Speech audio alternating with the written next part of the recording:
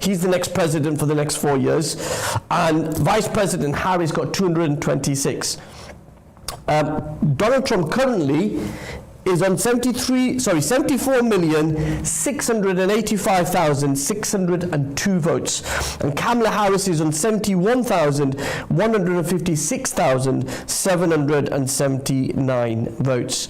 President Trump did not just win marginally, he won convincingly.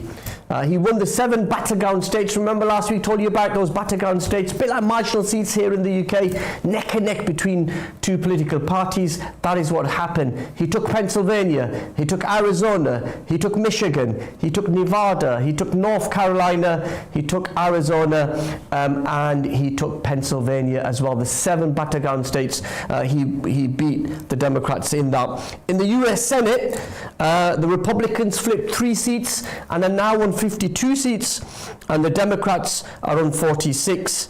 And in the House of Representatives, the Republicans currently on 214 seats, and the Democrats are on 205. Now, the Republicans have flipped 7. That means they've taken 7 seats from the Democrats, but the Democrats have also flipped 5 seats from the Republicans to give them 205. The magic number in the House is 218. The Republicans are 4 seats away from getting control, retaining control of the House of Representatives, with the Democrats needing 18, sorry, I'm just thinking my maths, 13 seats, sorry, not 18, 13 seats. They're on 205, they need to get 8. Now, Donald Trump, President-elect Donald Trump, he's already selected Susie Zeldin as his chief of staff, and in the last few moments we know that he selected former New York Republican Representative Lee Zeldin to serve as the administrator of the Environmental Protection Agency, quite important agency, particularly this week as the COP29 summit opens in Baku in Azerbaijan. The former president's also named New Yorker Republican Representative Elise Stefanik as his pick for the U.S. ambassador to the United Nations, and on Sunday he had already announced Tom Homan, who has served as the acting director for Immigration, Customs and Enforcement in the last administration of President Trump. He's going to be in charge of the nation's borders, and it was Susan Wiles, my apologies for mispronouncing, who's going to be his White House chief of staff. She was the campaign manager that helped the Republicans win this presidential election. I'm just waiting to let me know when my guests are here, and we'll go. Okay, so Dr. Hassan Abdul Salam is from the Abandon Biden campaign. Remember earlier this year, Joe Biden was the candidate. He won the primary,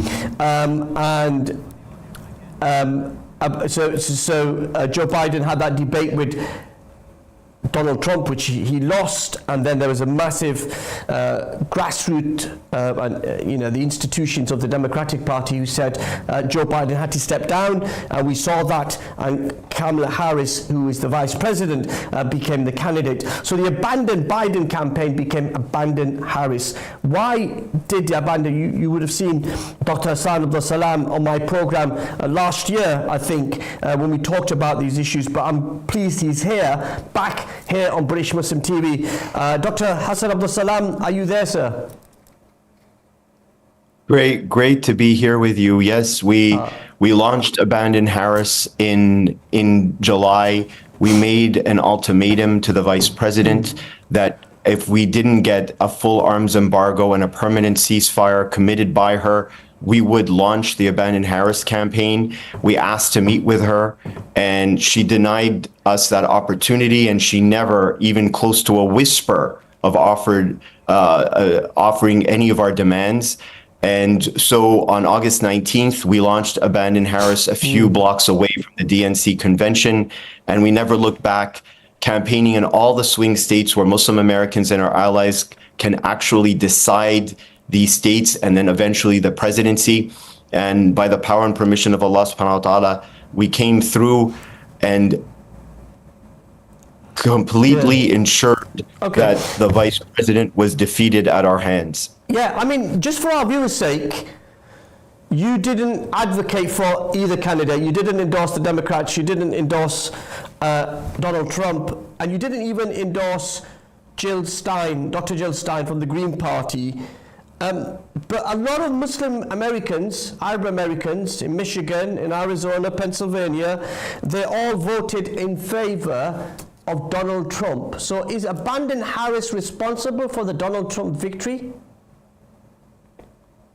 In a sense, truthfully, yes, because when you endorse Jill Stein, who was a third-party candidate who was fighting against genocide, fighting for people in Palestine, what happens in American politics, it's a very binary system where there are truly two main parties, is that when you ask people to vote for the third party, and they once in the previous election cycle voted for the Democrats, you peel away from the Democrats, easing the path for the Republican candidate.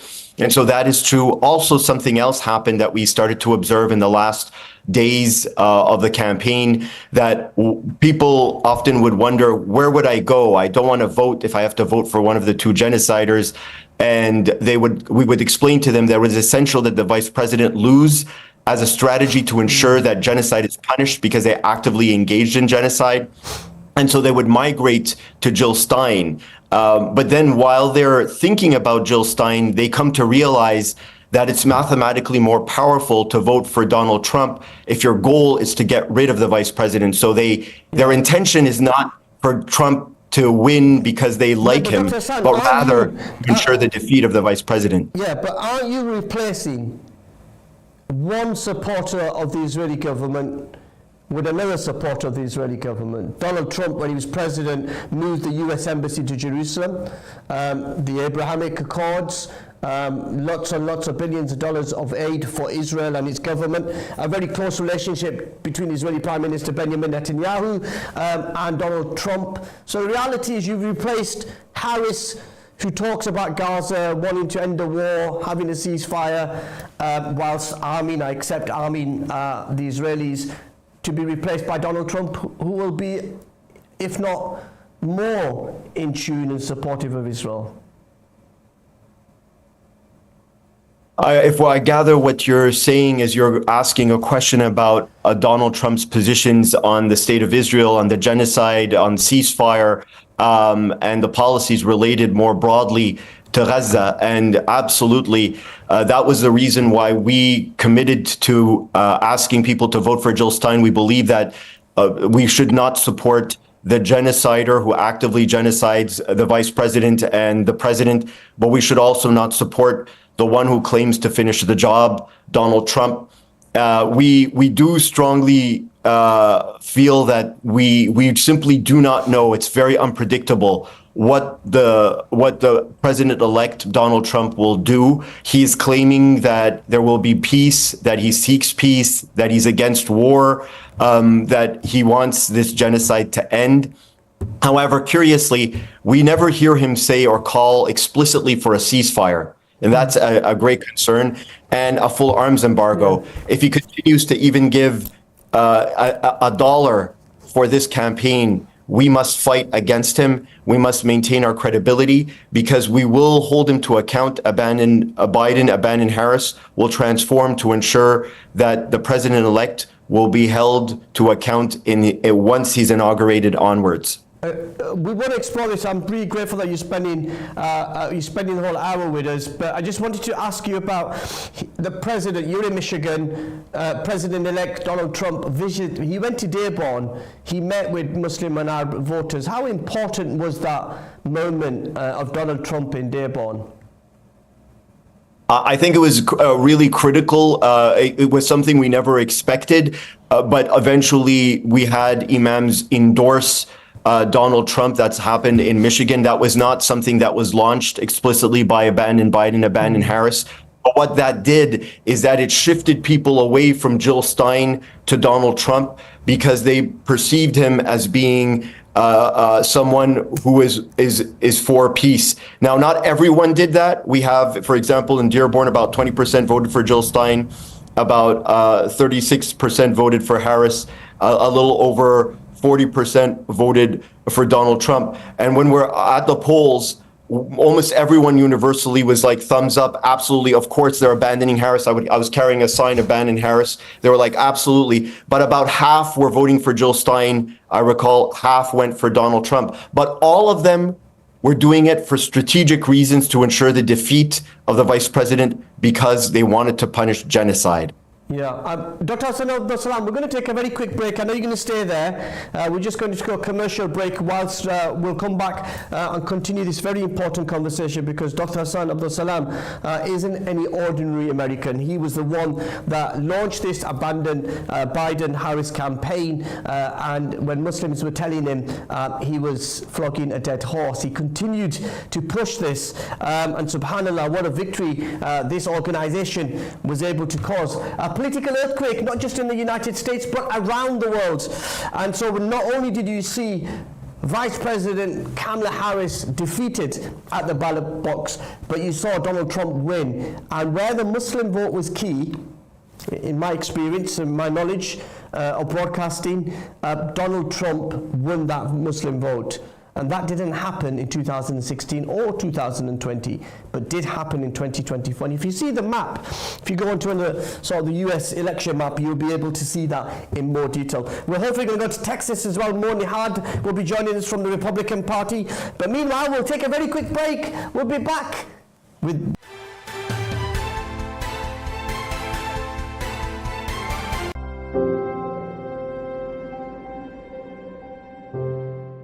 Sainsbury's. Oh, he made her money. Hey Sainsbury's, explain it, will you?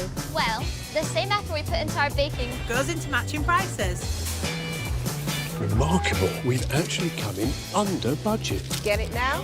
Already got it. Sainsbury's, good food for all of us. The thing about a stroke is, the first sign might not seem like much. Like not being able to raise your arm. Or struggling to smile. I can help, said this hippopotamus. What are you talking, Bunny? Or slurring when you speak. But any sign of a stroke is always an emergency. Face or arm or speech. At the first sign, it's time to call 999. Our generation's risk of illnesses, like measles and whooping cough, is rising. If we're not vaccinated, we're not protected.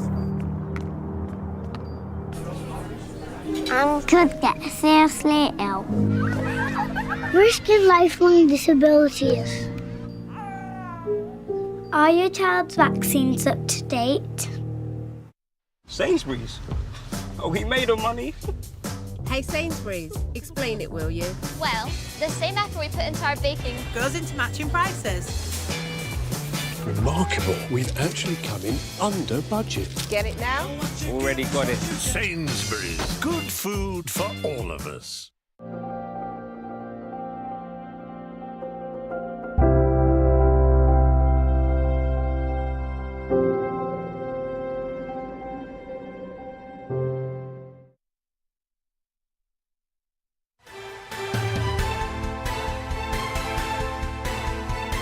Down. I think I don't know, brother, if you can. Shafiq exclusively alive here on British Muslim. Why am I smiling? Because for those of you who do know, the most difficult job is to sit here, because you have your producer speaking to you, and then you have the guest speaking to you. Thankfully, you don't have your wife speaking to you in the ear. But anyway, I hope my wife's not watching. Right, so thank you so much for joining us. We're reflecting on the US election and the re-election of Donald Trump, who's the president-elect. Mo Nihad from the Republican Party is the sheriff there in Texas. Fort Hood, I think it is joining us. Mo Nihad, assalamu alaikum. Wa'alaikum salam, how are you? I'm good, sir. How are you? First of all, well done. Your prediction was true. I doubted you last week. I thought this guy is not. It's just talking about what he may want to wish will happen.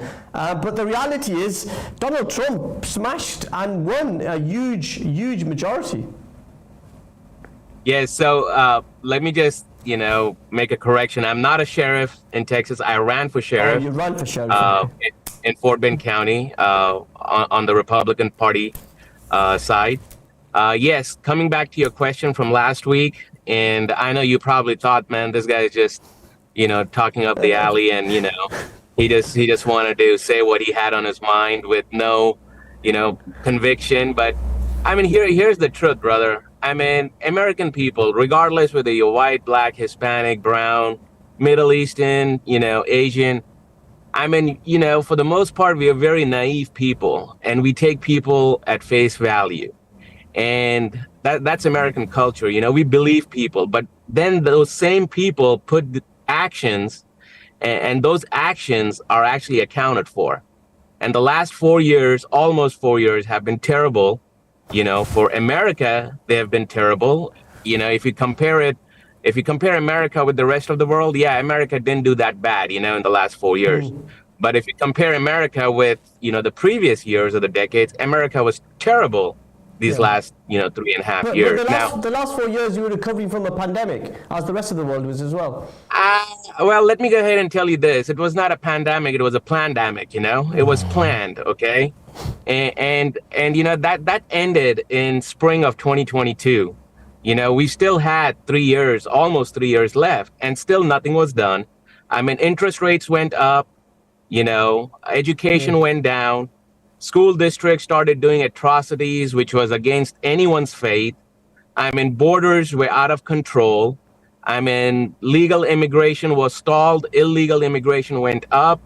I mean, it's ridiculous, Americans, whether immigrants or naturalized Americans, saw it right through, and they realized that, Democrats does not equal democracy. So it was immigration, it was the economy, and that key question which President Reagan asked against Jimmy Carter in the early 80s, are you better off now than you were 4 years ago? But Donald Trump asked the same question. The majority of the voters in the States have said, no, I'm not better off.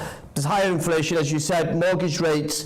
I don't know if I can buy my own house. There's chaos around the world. I'm going to vote for Donald Trump. Is this an historic moment? Because the Democrats threw absolutely everything at Trump. They called him a Nazi, a fascist, a racist, all of the names under the sun, and yet he was able to beat all of that and win a very comfortable majority. So here's the thing, brother. I mean, America has gone so backwards in the last 3.5 years, is that if you prevent someone from crossing the road, and that someone happens to be not of your same color or religion, they will automatically label you as racist. It is so easy right now in the last 4 years in America to label anyone as racist. My own siblings have labeled me sometimes and called me a racist just because I don't agree with their views, So, and it's it's accepted, I'm sure it's not going to be acceptable anymore starting, in a month or so to just label people as racist. So, yes, it is a historic moment. It is an eye-opening moment for people who are working class people who have woke up and realized and smelled the coffee that, the promises that were made by the Democrat Party for all these decades are full of nothing but, BS. And the biggest thing is here, Brother Shafiq, is that the candidate who ran for president did not go through the primary just like any other candidates went through. I mean, because, and I said this, and I've said this in the past, if Kamala Harris would have gone through the primary process, she would not be on the ballot. So you blame Biden. Biden should have left. A bit like Nancy Pelosi, the former House Speaker, said that he should have left sooner, allowing her to participate in a primary as well. Okay, Dr. Hassan Abdul Salam, I suppose a lot of my Muslim American friends that I talk to, they weren't embarrassed to declare that they voted for Donald Trump. Did you see that on the ground? So sorry, if you could ask the last part of your question. So people weren't embarrassed in voting. American Muslims weren't embarrassed in saying that they were going to vote for Donald Trump.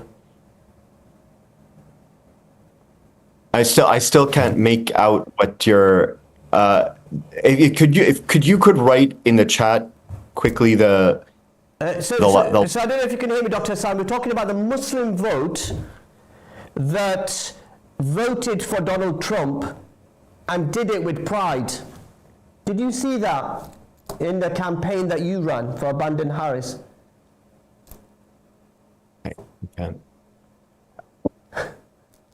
I can't make out what's being. I hear that that there is something about the Muslim vote that led to Donald Trump, but the last part of your question I can't make out. Yeah. Well, let me ask, Dr. Abdul Salam, can you hear me properly? No, I can't. Monihad, why don't you answer that? Because I got a sense, talking to my American Muslim friends across the states, they were voting for Donald Trump and they were very proud of it and embraced it, whereas 4 years ago they would have been really embarrassed and voting for Trump. Actually, there were a lot of Muslims, even at this time, Brother Shafiq, who were embarrassed or felt shy to say that they voted for Donald Trump, just because, Donald Trump is not a typical traditional U.S. president. He doesn't speak like the previous presidents have spoken in public. He tweets crazy stuff. He says what's on his mind.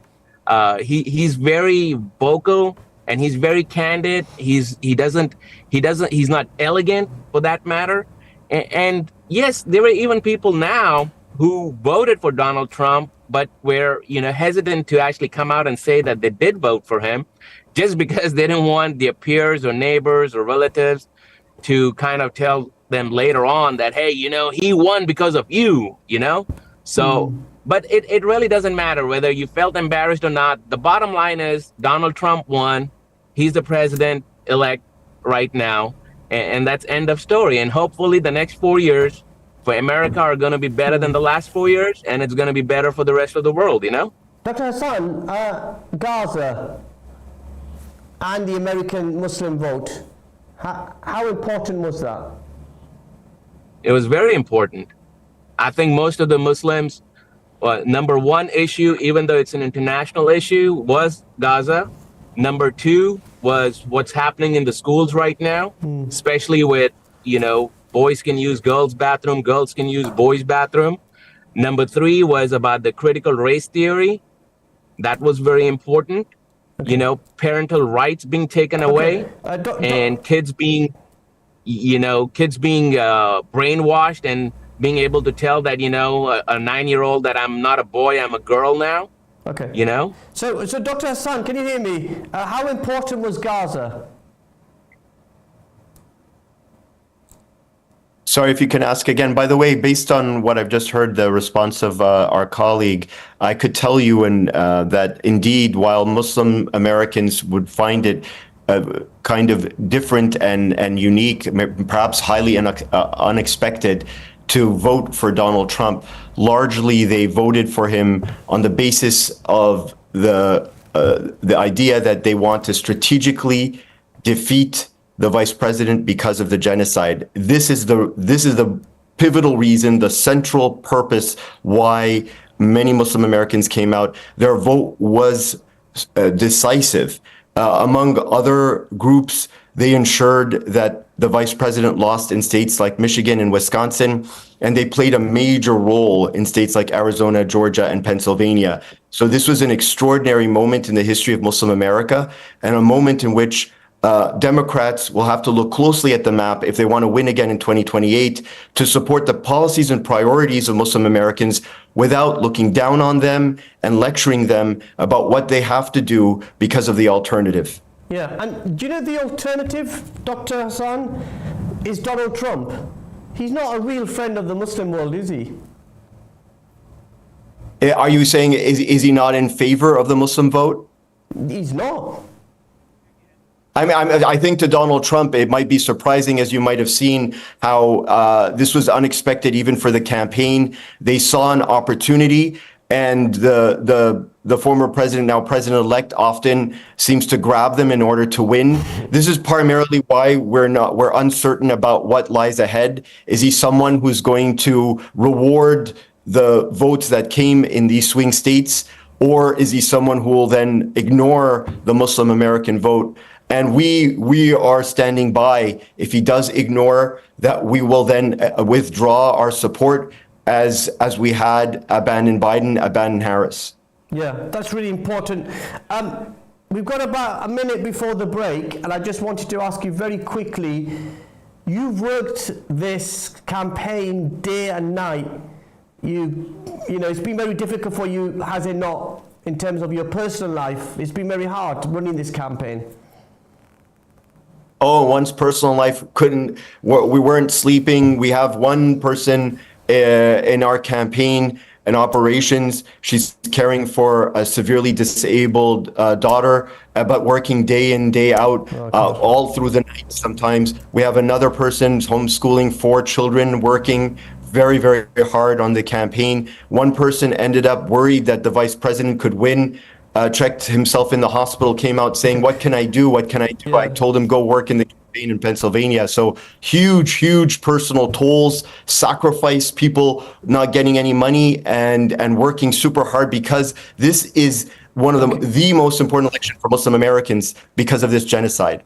Dr. Hassan, stay there. We're going to come back. Hopefully Moni Had will be with us as well. We're going to take a very quick, short break. We'll continue to reflect on this very important election and the result and the impact, not just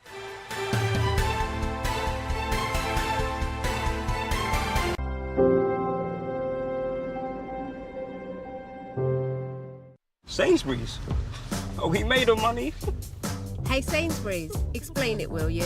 Well, the same effort we put into our baking Goes into matching prices. Remarkable. We've actually come in under budget. Get it now? Already got it. Sainsbury's. Good food for all of us. our generation's risk of illnesses, like measles and whooping cough, is rising. If we're not vaccinated, we're not protected. And could get seriously ill. Risking lifelong disabilities. Are your child's vaccines up to date? I'm in. Now, you ready for a good day? He was a scientific hypothesis. She was a clinical study.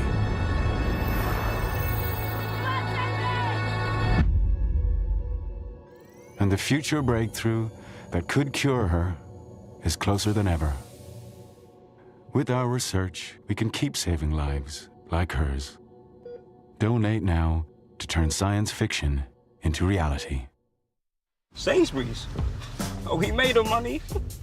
Hey Sainsbury's, explain it, will you? Well, the same effort we put into our baking goes into matching prices. Remarkable. We've actually come in under budget. Get it now? Already got it. Sainsbury's. Good food for all of us.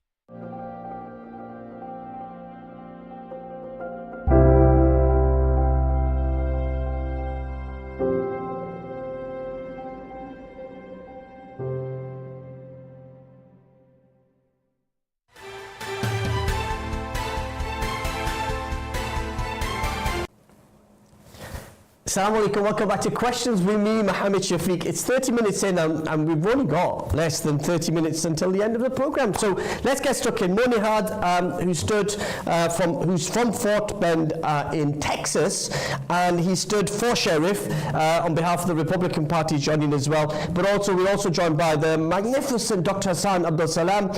He is the founder of the Abandon Biden Harris campaign as well. Moni Had, let's just come to you. There's a key question here. Okay, well, Dr. Hassan, let's come to you. Isn't Donald Trump a very big supporter of Israel and Netanyahu? Yes, he is. Yes, he is. And that's why we were committed to defeat the vice president for her genocide. And we never supported Donald Trump in this quest Our goal is to strategically defeat the vice president, take the blame for her defeat, in so doing buy power to send a signal to the political landscape that you should never have ignored us when we called for peace and a ceasefire and a full arms embargo in Gaza. The idea that we would go and then support a genocider like Trump is inexcusable for us. It's unjustifiable. And so we have been committed to this idea of ensuring the defeat of one genocider so that everyone knows that we have power. So we don't truly have a candidate. We had a strategy to gain power in order to be heard, because we've been locked out and orphaned politically. Yeah. How do American Muslims influence the new incoming administration of Donald Trump? You've seen some of the appointments that he's made in the last 48 hours. So how do we see American Muslims influence that new administration? We constantly reminded this administration that they could never have won without the Muslim American vote, that the fact that we sought to defeat the vice president ensured a clear and easy path for Trump to enter into the White House, that if they do not comply with our minimal requests for a ceasefire and a full arms embargo, many of the voters who voted in this election will run back to the Democratic Party in order to ensure that Trump, the Republicans, will be punished in the upcoming 2026 elections. And so this is an opportunity for the Republicans to cultivate Muslim Americans. Elections are highly polarized and close. And so it's a huge risk if they do not respond to these minimal demands. Yeah, Monahad, you're back. I mean, one of the key questions I wanted to ask you was around the importance of the battleground states. Did you really believe that you were going to win all 7 and win it in the way that you did? Monahad, can you hear me, sir? Okay, we'll sort that out with Monahad. Dr. Hassan, you're from Michigan. Michigan went Republican and went Republican big. Do you have the details of the breakdown of voters, Muslim Americans, for Trump, Harris, Jill Stein? Yeah, Michigan most definitely went Republican, and it was a very narrow margin, almost 80,000 votes, well below the percentage or numbers of Muslim American voters that exceed 200,000. And we definitely had an impact in that many people voted for Jill Stein in numbers that are far more numerous than in other states. And that eased the path for Donald Trump, as well as people also, as I mentioned earlier, voted for Donald Trump. Both of these constituencies voted in order to ensure that the vice president was going to be defeated because of her genocide, so that we can send a signal to the political landscape. It is very difficult, if I could just bring some perspective, for Michigan to go red, to be Republican, and this single constituency can decide Michigan, which often is one of the states that ultimately decides the presidency. So are you talking here about Wayne County? Wayne County? Monahad, can you hear me, sir? Yeah, I can hear you. Yeah, I mean, tell us a bit about Ted Cruz. There was rumors that he was neck and neck, but in the end he won by 10%. Yeah, so the county that I live in, which is Fort Bend County, Ted Cruz did not win that county. President Trump did not win that county either, but he was just short. The difference was of 5,000 votes out of 341,000 voters, you know? So the gap got closed much, a lot more than when compared to 2020 and 2016. In regards to Ted Cruz, he is not liked in many of the metropolitan cities in Texas. And Fort Bend County is the adjacent county to Harris County, which houses Houston, all of Houston.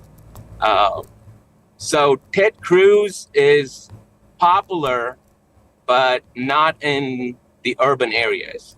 He's more popular when you go to other counties and other towns that are much smaller in population. But ultimately, you know, he still won. Yeah. Dr. Hassan, I mean, Wayne County we were talking about is where Dearborn is situated. I remember going to Wayne County to the university and speaking to young people. But it wasn't just Muslim voters that helped you. There were many non-Muslim voters as well. Were they part of the Abandon Harris campaign as well? Yeah, thanks. And just in reference to Wayne County, one thing that was really extraordinary, Wayne County that includes Detroit and Dearborn in Michigan, that was an amazing defeat against the vice president. Less than half of the votes that went to Biden in 2020 this year went to Harris. This is an extraordinary achievement because Wayne County includes constituencies that are varying, not just Muslim Americans and Arab Americans. With respect to your question about young voters, yes, young voters came through in substantial numbers, but not that they came out to the ballot box, but that they stayed at home.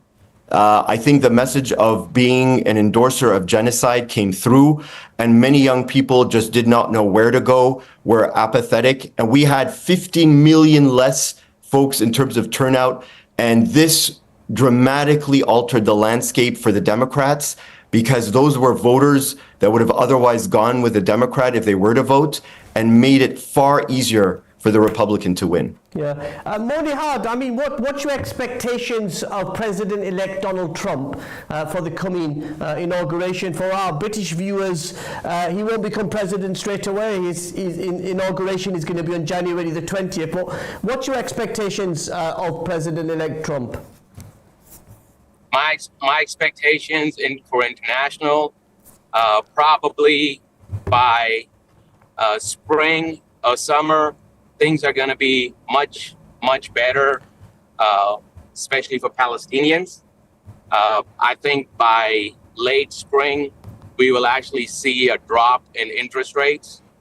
By late spring, we will have better enforcement at the border. And by the time next school year starts in August, we will have, hopefully, God willing, we'll have a whole revamp curriculum at the schools that had gone vogue in the last 4 years, you know? Yeah. Dr. Hassan, I suppose, how did the Democratic Party react to the result and your work? Because there's been allegations of Islamophobia by some Democrats towards American Muslims for turning on Vice President Harris. Yeah, the Democrats were stunned and disgusted, something we expected. Usually after these elections, the punishment is severe, and many Democrats resorted to being Islamophobic, saying that they hope that Gaza is thoroughly attacked and destroyed. And we understand that this was likely to occur, but we're here to take the blame. We want to ensure that people realize that we have power, and we believe that on the long term, Democrats have no other choice if they want to win elections, that they go back to the map and reach out and change their genocidal policies towards the Middle East, making a clear shift in policy. We will continue to try to protect our family and friends as we go through this difficult period, trying to ensure that people take precautions. But yes, Democrats are feeling it, and they are clearly upset. Monihad, I mean, you serve in the police service. It's Veterans Day today in the United States, our Armistice Day, Remembrance Day today. How important is it that the incoming Trump administration is diverse and represents all parts of America in government? Well, I think, you know, we mistake diversity for accommodating mediocrity, okay? So I think the previous government and the Democrats want to have so much diversity that it's mediocrity starts getting promoted, and just to have token people, whether they are Black, Hispanic, Brown, Asian, Middle Eastern, Arabs, Indian, Pakistanis. I think, you know, for the most part, I wouldn't say all Republicans, but most Republicans, you know, value credentials, value performance, and irrespective of who it is, it wouldn't matter even if you were gay, for that matter. It's all about performance and what you bring to the table. But I truly believe that, when President Trump takes office, I think everyone is going to be represented based on performance, irrespective of what nationality they come back from or what ethnicity they are. Everyone is going to be represented based on performance and credentials, not just because you're black or you're brown, I'm going to give you a seat at the table, Yeah, really important point. Dr. Hassan, we've got about a minute before our final break, and I just wanted to ask you this. I know you're going to stay with us for the final part. Do you think Donald Trump will bring peace to the Middle East? We are truly skeptical. The right answer is I just don't know. He's unpredictable. He does speak the talks about peace. The real question also is, what does he mean by peace? It's intriguing that he calls for peace, yet he refuses to say a ceasefire or full arms embargo. The idea that he would support Netanyahu suggests that there won't be the type of peace we believe in. And certainly we wouldn't want the type of peace where everyone in Gaza would have to be displaced in Sinai, or that a type of peace where there would be mass destruction temporarily followed by no cessation of violence. We want to save lives. We want to end these attacks, the genocide. We want to hold Netanyahu accountable. And so we're very skeptical, but there are those in our community that claim that he will be someone who peace. Again, we are suspicious and on standby to ensure that there's accountability in this administration. Okay, stay there, Dr. Hassan and Mo Nihad. I know we've got one more very quick short break. When we come back, we'll continue this conversation. Don't go anywhere. We'll see you very shortly. Assalamu alaikum.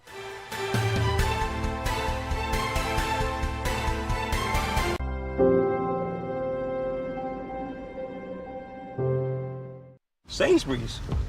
Oh, we made our money. Hey Sainsbury's, explain it, will you? Well, the same effort we put into our baking Goes into matching prices. Remarkable. We've actually come in under budget. Get it now? Already got it. Sainsbury's. Good food for all of us.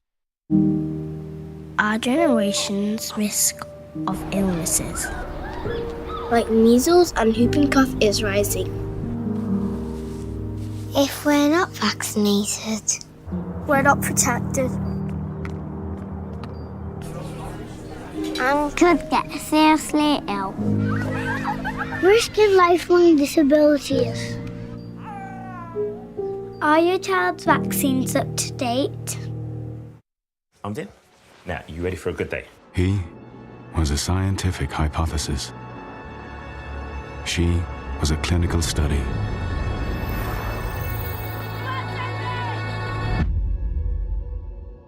And the future breakthrough that could cure her is closer than ever.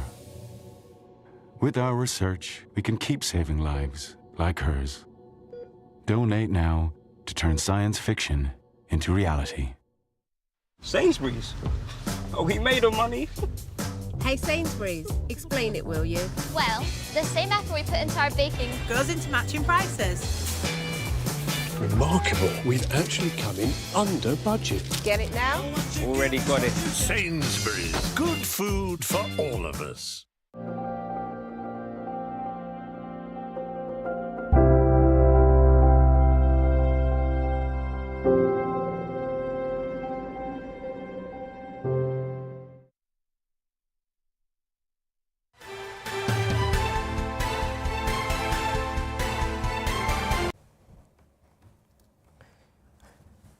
Assalamu alaikum wa rahmatullahi wa barakatuh. Welcome back to the final segment of Questions with me, your host Mohammed Shafiq, exclusively here on British Muslim TV. We are still here, Mo Nihad from the Republican Party, Dr. Hassan Abdul Salam, the founder and the activist from the Abandon Harris campaign, is going to be with us as well for this final segment. We're going to do some reflections. Obviously, we've had the election now. Let's look forward to where we are in terms of the future. Let me come to you, Mo Nihad. What's the next step? I mean, obviously you've got President-elect Trump taking office in January, on the January the 20th. Where are we? What's your expectations of Donald Trump in post-inauguration? I mean, my expectations, I mean, he's already starting to work, you know. I mean, even though Thanksgiving is in a couple of weeks and, you know, and then into Christmas, I mean, he's already started working. He's already starting to create his cabinet. I'm trying to, you know, have the Attorney General picked. So the expectation is that everything is going to start working pretty quick, pretty fast, you know. And people may not like about that. That why is he working so swiftly? But you know, if you're a president of a country and if the country has gone, you know, probably 40 years behind, you know, he has a lot of work to do in one single term, which is just 4 years. So I think it's going to be best for all Americans. It's going to be best for Americans of different walks of life. It's going to be best for Americans of different races. So I think we have, you know, good 4 years, good times to be seeing in the next 4 years as Americans. Yeah, Monehad, you look so beautiful. We want to see the whole face of you. That's better. Yes, there we got you. Dr. Hassan Abdul Salam, how does your campaign now change to reflect the transition to a President Donald Trump? We've just begun to examine the landscape and the considerations that are before us. We're looking very closely as to how we'll rebrand, and we want to give an opportunity to this administration to come through on its promise of peace. We will very likely issue an ultimatum on the day or the week of the inauguration, asking the new president to call for a ceasefire and begin its implementation. And so we are gearing up and we're trying to let our community know that this is what's ahead and that we have a struggle. It hasn't ended just because we've managed to defeat the vice president. Yeah, and so Harris out, Trump in. How are Muslims feeling in Michigan? I think there's a lot of excitement. I think for the first time in American history, Muslims feel like they actually had an impact, one that's being recognized, one that comes after a horrifying year. I still can recall someone entering into the poll looked like he was going into battle. The moment that he entered, the catharsis and then the returns that came out, we were all overjoyed that finally we had an impact. The campaigns were in all the swing states and we delivered all the swing states away from the vice president. We hope that this sends a signal to the community, Muslim Americans, that we can have an impact, that we shouldn't just listen to these parties who tell us this is how it must be, but that we are actors actively and dynamically altering the policy platforms of the two political parties. They require our blessing, not that we need to respond to their will. American Muslims are running scared. How do you reassure them about the future and what's going to happen over the next 4 years?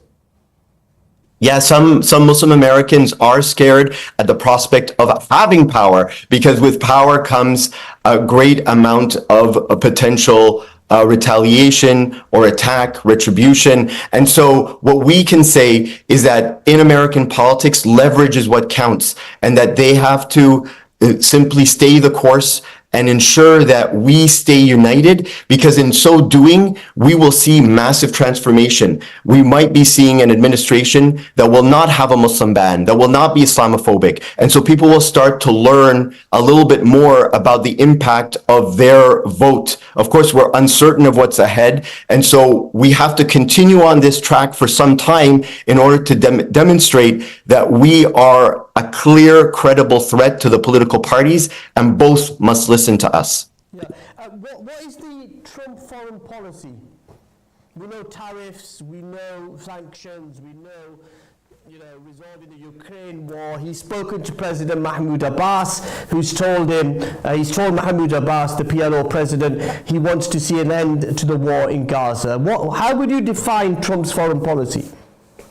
I would say that his foreign policy seems to be based on this idea that that the world doesn't seem to have a vested interest in having chaos and violence that's uncontrollable. In that sense, you've seen that also in his previous term. He claims that he believes that this is not good for business, for life, for America's interests. And so I think that there is potentially something that rings true in what he says, considering his past practices. His foreign policy is not one in which he desires to actually engage in the type of violence on a comparative basis with other parties. However, again, it's not as though during his previous presidency, he did not persist, attack drones as well as assassination attempts. And so we are very, we hope for good. We hope that he truly does, follow through with his claim that he will seek peace. But we're also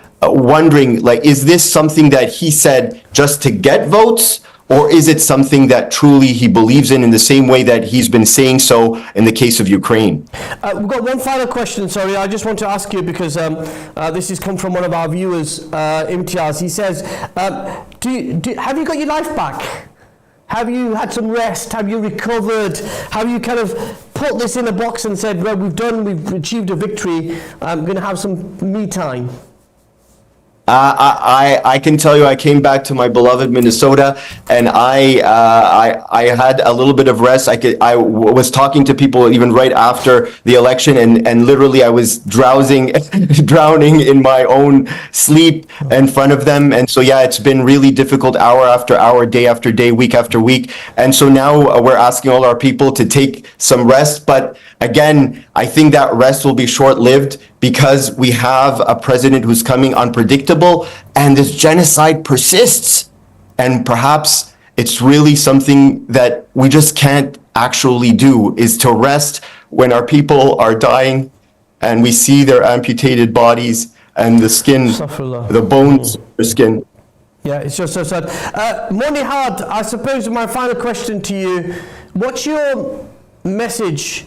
You're not there, Monihad. I think we've lost him. But let me ask you, Dr. Hassan, final question.